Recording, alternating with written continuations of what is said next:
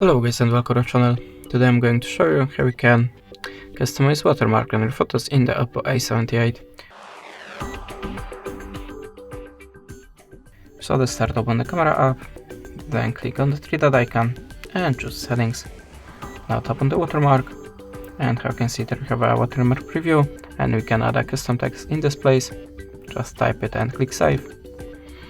You can also add a location info. To do it, you have to allow a permission. You can add a date and time, change the font size and position of your watermark, of course. And now just go back to the camera, take your photo, and now the watermark should appear in the right bottom corner.